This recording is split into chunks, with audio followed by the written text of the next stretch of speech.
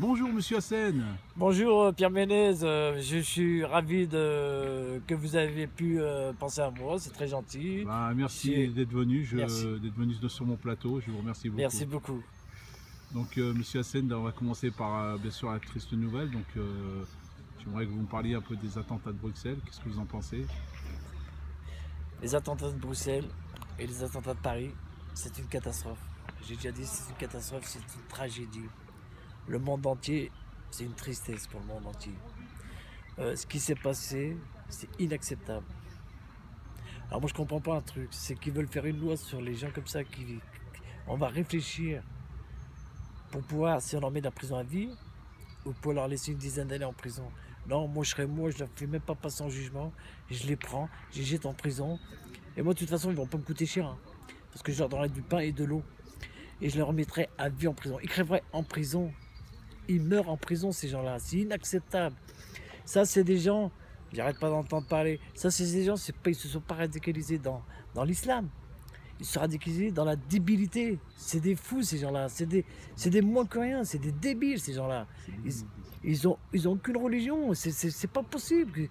Toutes les religions, c'est la paix, c'est la tolérance. Qu'est-ce qu'ils nous font? Ils sont en train de salir en premier, c'est l'islam qui salisse. Est-ce que ce ne sont pas les ennemis de l'islam justement? C'est les hypocrites de l'islam.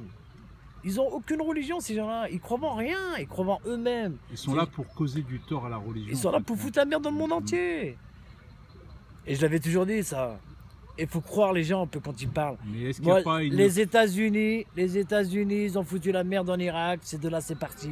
Ils n'auront jamais dû toucher ces pays. Mais non, regardez, on sait.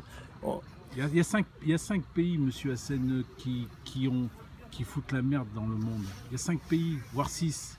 Il y a les États-Unis, Israël, l'Arabie Saoudite, le Qatar, l'Angleterre et depuis 10 ans la France. Qu'est-ce que vous en pensez?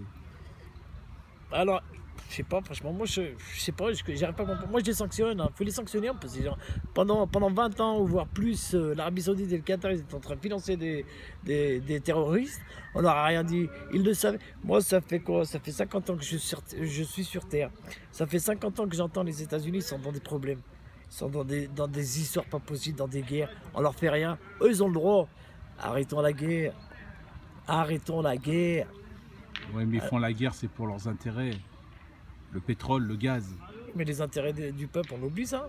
Ils s'en fichent complètement, les Américains. Le peuple, faut penser à eux. Malgré la bonne image qu'ils ont du monde. Ce qui s'est passé en Belgique, là, dans le métro, dans l'aéroport, ça peut arriver à tout le monde, ça. C'est une catastrophe, ça ne doit pas exister. Qu'aujourd'hui, ils arrivent à arrêter plein de gens, mais pourquoi ils l'ont pas fait avant, ça? Ils les connaissent tous. Du jour au lendemain, ils arrêtent des milliers de personnes. Oh, il n'y a pas eu un laxisme au niveau des pays européens sur ces gens-là? Moi, je dis qu'il y a eu un laisser-aller total. Il y a un laisser-aller total. Il faut les sanctionner. On a voulu garder la paix sociale. Il n'y a pas de pitié. Tu prends, tu tues des gens. Moi, je parle pas que des terroristes. Hein. Je te parle de la pédophilie. Il y a plein de trucs qu'il faut remettre en cause. Mais c'est quand même bien plus grave le terrorisme.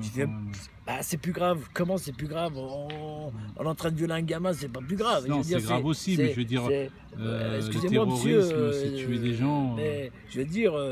La prison à vie, ils rentrent en prison, ils sortent plus, il n'y a pas de bracelet électronique, c'est qu'ils sortent plus de prison, ils y restent, pas de parloir, personne va les voir en prison, on les jette dans un endroit, et c'est pas une prison 4 étoiles, hein. Moi c'est une cave que je les mettrais dedans, dans une cave. Hein. Et que pensez-vous de François Hollande par rapport aux attentats? Qu'est-ce que vous en avez pensé de sa réaction? François Hollande, pour tout vous dire, j'attends son départ, moi. Et là, c'est là que je vais rigoler. Mais il pense non, franchement, il reste encore un an et c'est très long. Il pense se représenter encore. Il pense se représenter, mais je serais lui, je me casserais même pas la tête. Comme son frère jumeau Nicolas Sarkozy qui pense qu'à ça aussi. Emmanuel Valls, faut pas l'oublier. Lui, c'est. Faut qu'ils. Dehors, on n'en veut plus.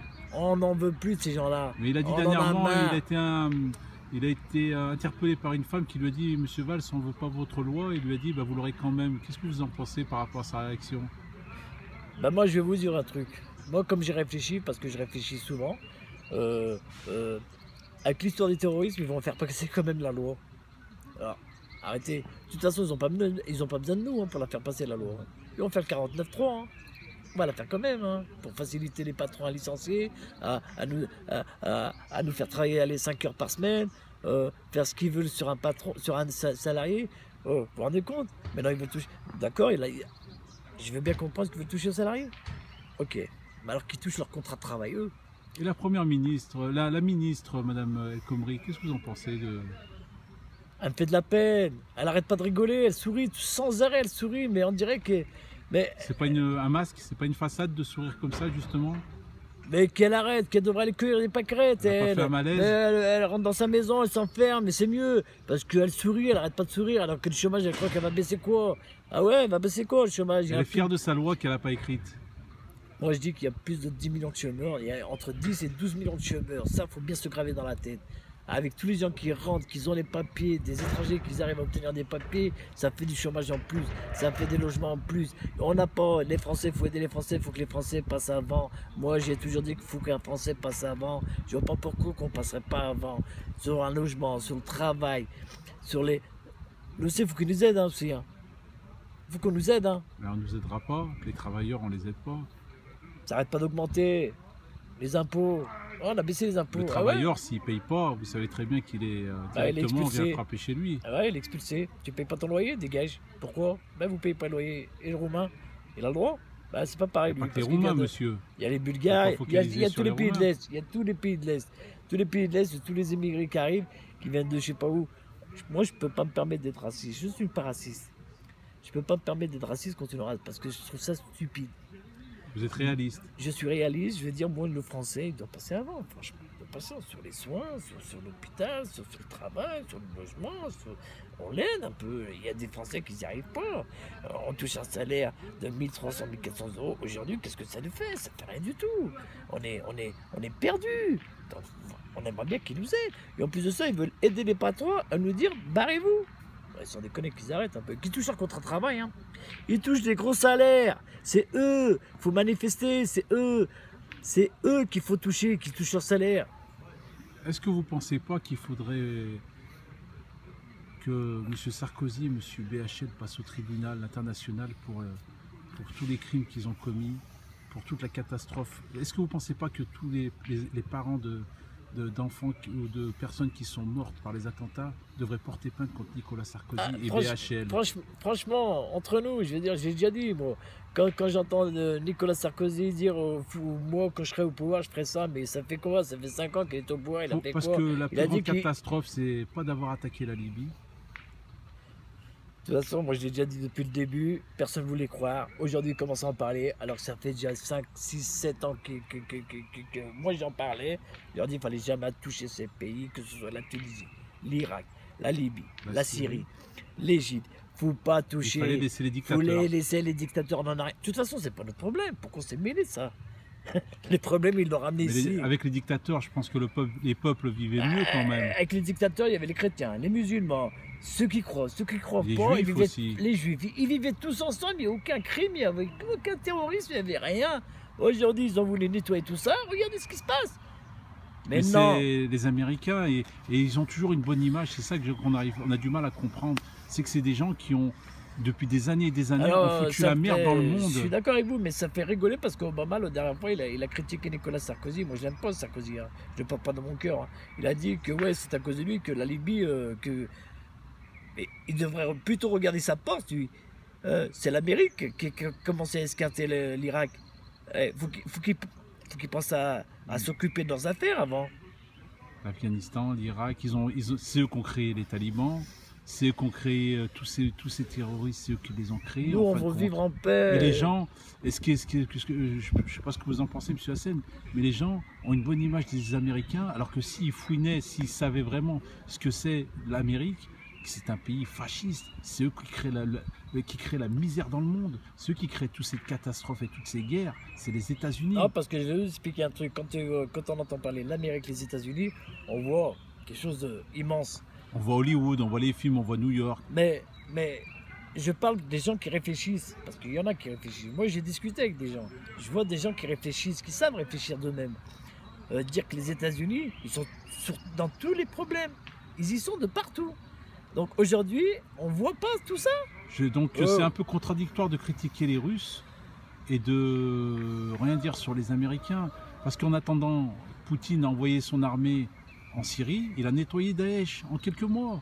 chose que la France et les États-Unis, depuis Alors, un an, 2 ce ans. qu'ils ont fait, les États-Unis et la France, ils ont donné des armes aux rebelles. Franchement, ils ont donné des armes aux rebelles sophistiquées. Hein. C'est qu'ils leur ont donné, tenez, comme ça vous pouvez vous défendre. Mais ce qu'ils ont fait, eux, les rebelles, ils en ont vendu. Puisque la moitié qui crevait de la faim, c'est pas d'en faute. Ils crevaient de la faim, ça fait qu'ils ont vendu des armes. À qui? À n'importe qui. Aujourd'hui, on se dit comment ça se fait qu'ils ont des armes? Comment ça se fait? Ils ont du pétrole? Comment ça se fait? Ils vendent du coton? Comment ça se fait? Ils ont tout ça. Aujourd'hui, ils sont dans le monde entier. Ils sont en France, ils sont en Amérique, ils sont en Angleterre, ils sont partout. Ces gens, on est en train de les construire encore plus. Oh, faut arrêter. Aujourd'hui, ils arrivent à interpeller tout le monde. Comment ils ont fait pour interpeller tout le monde? Il fallait faire ça avant. On n'entend plus parler de M. Fabius. Est-ce qu'on se sent mieux quand même, hein? On espère qu'on ne le verra plus quand même, hein? Mais franchement, ça me fait des vacances.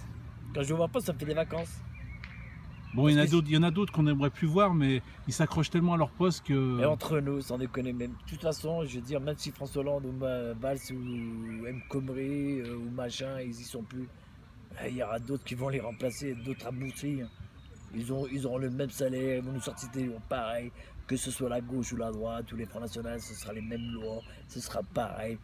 Ils vont se venger sur les gens, et c'est tout ce qu'ils vont faire, et ceci, et ça continuera pendant des années, jusqu'à que le jour, ça va vraiment péter. Eh ben écoutez, Monsieur Hassen, ça m'a fait plaisir de vous revoir. Merci, c'est moi qui vous remercie beaucoup. On se dit, j'espère à bientôt. Hein. Et passez un excellent week-end. Merci Monsieur Hassen, au revoir. Au revoir.